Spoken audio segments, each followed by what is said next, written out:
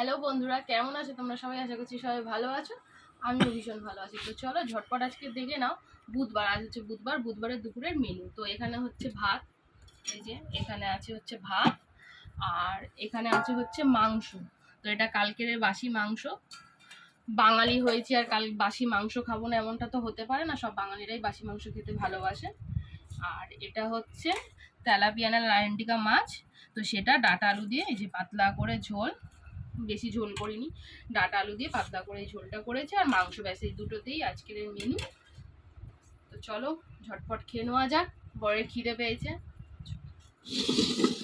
তো এই যে খাওয়া তো কমপ্লিট হয়ে গেছিলো, দুপুরের মেনু তো দেখিয়েই দিয়েছিলাম।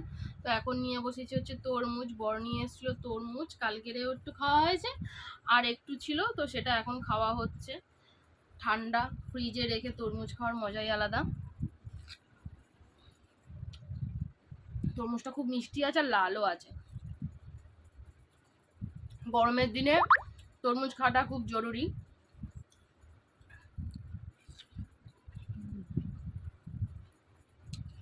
তো চলো, আমি একা খাচ্ছি না, আমিও খাচ্ছি, বড় বসে খাচ্ছে। দুজন মিলে এখন তরমুজ খাওয়া হচ্ছিল, ও একটু খাচ্ছে, আমি একটু খাচ্ছি। গরমের জ্বালায় খালি গায়ে কিছু করার নেই। তো চলো তরমুজটা দুজন মিলে এনজয় করি, খাই। ঠান্ডা ঠান্ডা তরমুজ খেয়ে শরীর মন সব ঠান্ডা করে দেওয়া হোক। গুড ইভিনিং বন্ধুরা, এখন সন্ধে হয়ে গেছে প্রায়। তো দেখতেই পাচ্ছ আমার হাতে ব্যাগ। তো আমি বেরোচ্ছি একটু বাজারে বরের সাথে। তো চলো দেখতে থাকো পুরোটা।